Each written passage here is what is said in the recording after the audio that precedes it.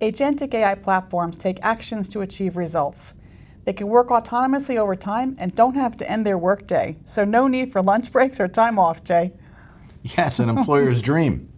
But I predict more reputational damage will occur before senior management appreciates the risks inherent with AI and puts into place appropriate safeguards. Thank you for tuning in to the Brach Eichler Talks podcast, where we explore and discuss today's trending legal topics. In this episode, Brach Eichler members Lani M, Dornfeld, CHPC, and Jay Sabin discuss AI, how businesses have been managing rapid change. Lani, let's talk about what we've been seeing in the past year and a half about AI. Sure. Well, AI is everywhere. It occupies the thoughts of our business clients, and it dominates nearly all of our conversations. And the pace of change is unlike anything else I've had to address during my legal career. This includes both generative AI and agentic AI applications. To give a little context, generative AI, for example, ChatGPT, creates content in response to prompts from the user. This type of AI is reactive in nature, creating new content only when prompted. Agentic AI, on the other hand, is proactive, and it takes actions to achieve goals. Agentic AI can act like a project manager and plan, decide, and execute multiple steps. As a healthcare attorney, Lani, what have you been seeing in the healthcare marketplace? Sure. Well, in the healthcare industry, which is where I focus my practice, there's excitement about the number of areas where AI can provide meaningful efficiencies and enhance patient care. This includes things like AI scribes, patient scheduling agents, revenue cycle management tools, and a whole host of time-saving and patient care enhancement tools. At the same time, though, there's reservation and concern about risk. Risk to the privacy and security of patient data, risk of misdiagnosis, risk of overdependence on AI, which can actually reduce clinical capabilities, and risk of biased AI output, and that really is just a few. These risks can result in real regulatory and other consequences. Lani, in the workplace, which is where I focus my practice, there continues to be a real gap between employee use of AI and corporate management of that use. Most employers have not yet put guardrails in place which are designed to mitigate those risks. So what do you think closes that gap?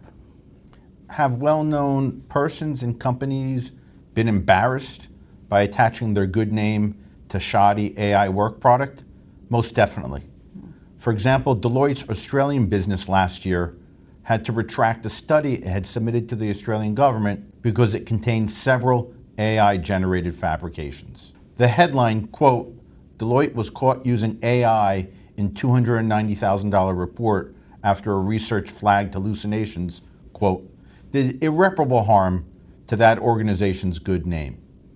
Or take two federal judges who were called out last year by Senate Judiciary Chair Senator Grassley of Iowa for publishing judicial opinions with AI-generated fabrications. But I predict more reputational damage will occur before senior management fully appreciates the risks and understands that AI can be managed in the workplace without undercutting the opportunity to harness its powers. Yeah, that sounds right, Jay. We know from anecdotal data that use of generative AI in the workplace is rampant, with or without employer knowledge or sanction. And unregulated use exposes organizations to numerous types of risks. Agentic AI presents a cadre of risks beyond that presented by generative AI.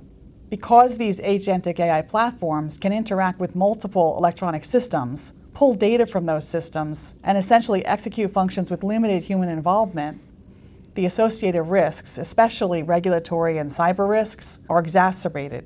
Guardrails are even more critical with agentic AI. Lani, I agree wholeheartedly.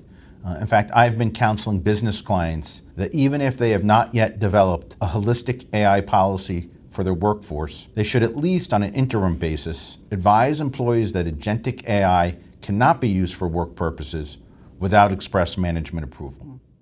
Now, Jay, how does an organization begin to put those guardrails in place?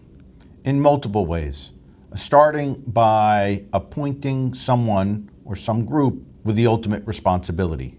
AI is not a classic technical issue.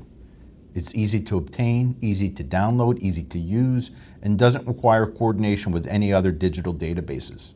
Because managing AI in the workplace is a people issue at its core, the person or group responsible for AI should have authority over managing people.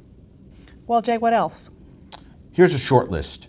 Develop formal AI policies and procedures.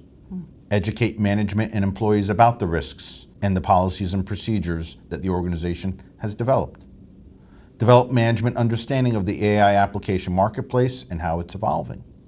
Vet AI vendors and products and ensure detailed legal review and negotiation of AI vendor contracts. Require disclosure by employees when they're using AI. Track regulatory changes and institute compliance measures, and conduct ongoing auditing and monitoring. That, Lani, is a starter list. Sure, yeah, that's great. Lani, how have you been supporting clients on their AI needs? Jay, I've assisted clients in developing AI acceptable use policies and procedures, including incorporating procedures relating to AI use into their existing corporate compliance and HIPAA compliance programs. I've also reviewed and negotiated a number of AI vendor contracts and assisted clients to better understand the risks they're taking on when entering into these types of contracts. At times, my counsel has simply been to walk away from that particular vendor because the vendor's not being transparent or the vendor can't provide sufficient assurances about the privacy and security of the client's data, including protected health data. And how about you, Jay? Well, that sounds exactly like the life I've been leading professionally in advising clients, with the exception, of course, of providing HIPAA compliance advice. I leave that in your good hands. One very effective way I have found is to provide a private briefing for senior management and board members about AI risks. That creates a burning platform for the organization to kickstart its implementation of AI guardrails. Well, thanks, Jay. Very informative.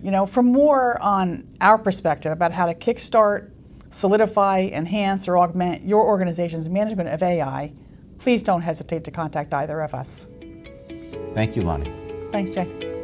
Don't forget to subscribe to our podcast on Spotify, Apple Podcasts, and YouTube. Follow us on LinkedIn and Facebook for updates on new episodes. For more information and resources, visit bracheichler.com. This is intended to provide general information, not legal advice.